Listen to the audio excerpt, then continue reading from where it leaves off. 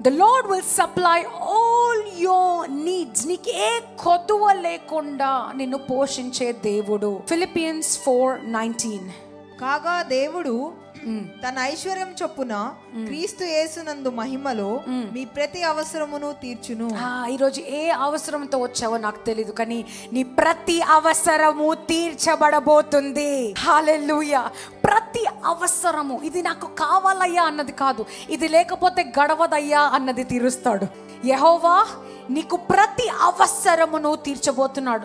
అది మాత్రమే కాదు, ఇచ్చే చేతగా ఇది మార్చబోతున్నాడు. హల్లెలూయా.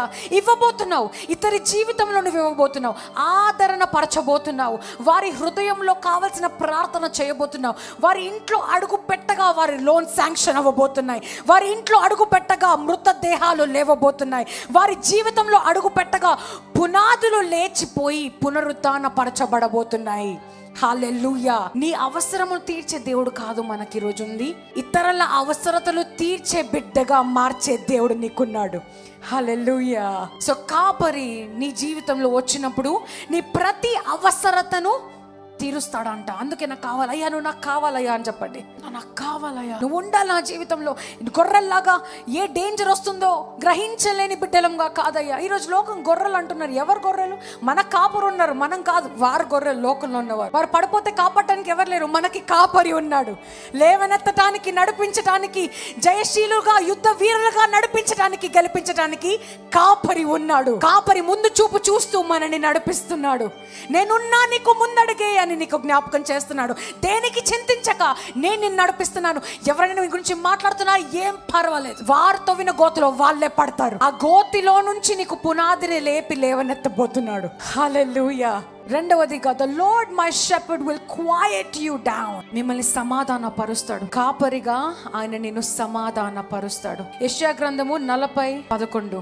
గొర్రెల కాపరి వలె ఆయన తన మందను మేపును, తన బాహువుతో గొర్రె పిల్లలను కూర్చి రొమ్మున ఆనించుకొని మోయును, పాలిచ్చు వాటిని ఆయన మెల్లగా నడిపించును. ఇందులో ఎంత డీప్ మీనింగ్ ఉందంటే, సింగిల్స్, ఇంకా వివాహం కాని వారికి ఈరోజు దేవుడు మాట్లాడుతున్నాడు.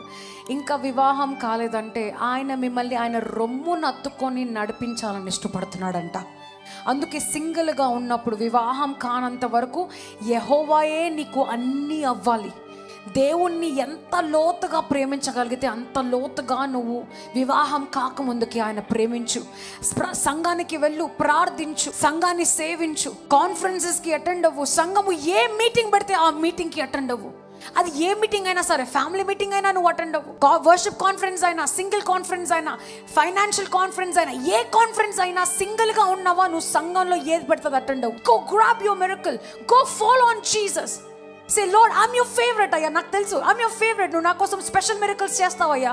నువ్వు అలా చెప్పి చూడు, నీ జీవితంలో ప్రత్యేకమైన ఆశ్చర్యకార్యాలు జరగకపోతే అప్పుడు నన్ను అడగండి. హల్లెలూయా. ఖచ్చితంగా చూస్తారు. ఎందుకు చెప్పగలుగుతున్నానంటే, ఇంతమంది శిష్యులు ఉండగా కూడా యోహాను చూసిన ఆ దర్శనము, ప్రకటన రాయబడిన ఆ దర్శనము యోహానుకే దేవుడు ఎందుకు ఇచ్చాడు? అన్ని శిష్యులకు ఎందుకు ఇవ్వలేదు? అంతమంది శిష్యులు ఎందుకు ప్రకటన గ్రంథం రాయలేదు? అంతమంది శిష్యులు ఎందుకు రాకడ గురించి చెప్పలేదు? అంతమంది శిష్యులు ఎందుకు పరలోకంలో రాయనివి కూడా దేవుడు చూపించి, యోహానా ఇవి నేను నీకు చూపిస్తున్నాను, కానీ సీక్రెట్ ఎవరికి చెప్పొద్దు, బుక్లో రాయొద్దు, బైబిల్లో రాయొద్దు, నేను కొన్ని చెప్తాను, కొన్ని చూపిస్తాను అని యోహానికి ప్రత్యేకంగా కొన్ని విషయాలు చూపించాడంట. ప్రకటనలో ఏమని రాస్తాడంటే, యోహాను నాకు కొన్ని చెప్పాడు, కానీ మీకు ఇంకా చెప్పకూడదు, అది సీక్రెట్గా ఉంచమని దేవుడు చెప్పాడు, కానీ అందుకే ఇవి మాత్రమే రాసి మీకు చూపిస్తానని అంటాడు. దేవుడు రొమ్ముకి ఆనుకొని ఉన్న బిడ్డలకు అతి ప్రత్యేకమైన మర్మాలు, అతి ప్రత్యేకమైన దర్శనాలు, అతి ప్రత్యేకమైన ఆశీర్వాదాలతో నీ జీవితాన్ని నడిపిస్తాడు. హల్లెలూయా. శిష్యుల వలె కాదు, ఆయన రొమ్ముకి ఆనుకొని ఉండే బిడ్డల వలె మనం ఉందాం. పెళ్ళై పిల్లలున్న వారిని దగ్గర నుంచి నడిపిస్తాడంట. ఎందుకంటే మీరు బాధ్యతతో ఉంటారు కాబట్టి మిమ్మల్ని ఎత్తుకొని మొత్తం ఆయననే అవ్వటానికి అప్పుడు అవకాశం ఉండదు. వివాహం తర్వాత భర్తను చూసుకోవాలి, పిల్లల తర్వాత పిల్లల్ని చూసుకోవాలి, ఎక్కువసేపు ప్రార్థనలో సంఘంలో గడపలేవు, ఎక్కువ అన్ని మీటింగ్లకి వెళ్ళలేవు. కనుక దగ్గర నుండి నడిపిస్తాడంట. ఎందుకు దగ్గర నుంచి నడిపిస్తాడు? ఆయన రొమ్ముకు ఆల్రెడీ ఎత్తుకొని ఆయన నియమాలను తెలుసుకొని సింగిల్గా ఉన్నప్పుడు నడిచావు కనుక దగ్గర నుంచి నడిపించడానికి ఆయనకి ఈజీగా ఉంటుంది, నడవటానికి నీకు సులువుగా ఉంటుంది, సరైన మార్గంలో నీ పిల్లల్ని నడిపించడానికి నీకు అవకాశం ఉంటుంది. Sometimes my daughter and my son ఇద్దరు నా దగ్గరకు వచ్చి, మమ్మీ ఐఎమ్ యువర్ ఫేవరెట్ కదా, I'm your favourite. Louis especially ఆర్యని జెలస్ చేయడానికి అంటూ ఉంటాడు అనమాట. మమ్మీ ఆర్య వచ్చి నన్ను హగ్ చేసుకున్నప్పుడే దాన్ని జెలస్ చేయడానికి, mummy I know I'm your favourite కదా, I know mummy you love me, I know can you kiss me here now. వాడు కావాలని నేను నాతో కిస్ పెట్టించుకుంటాడు దాన్ని జెలస్ చేయడానికి. అది వెంటనే so mummy I'm not your favourite then. So he gets my attention. ఆయన నా అటెన్షన్ని కోరుకుంటాడు, ముద్దు పెట్టించుకుంటాడు, దగ్గరకు వచ్చి వాడికి తినిపించుకుంటాడు. ఆర్ ఈజ్ వెరీ ఇండిపెండెంట్ అనమాట నా డాటర్. అది ప్లేట్లో పెట్టిస్తే అదే తింటా ఉంటుంది, తినిపిస్తే no mummy I can eat by myself అంటుంది. లూయి మాత్రం ముందు కూర్చుంటాడు, ఫోన్ పెట్టుకుంటాడు, mummy can you feed me please, order అనమాట. వాడికి తెలుసు నేను తినిపిస్తానని.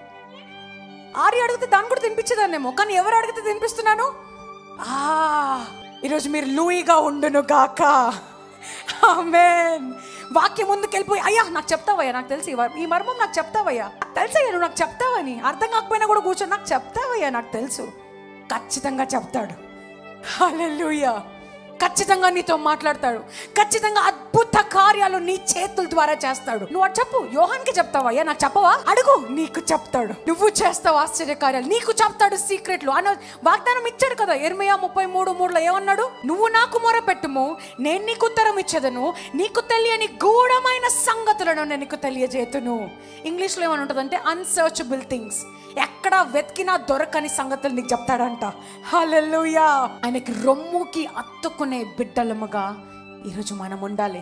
ఆయనే అంటున్నాడు, యవ్వన బిడ్డలను చిన్న బిడ్డలను నా రొమ్ముకి నేను అత్తుకుంటా అంటున్నాడు. పెద్దవాళ్ళు మీరెళ్ళి అత్తుకోండి ఆయనకి. హల్లెలూయా.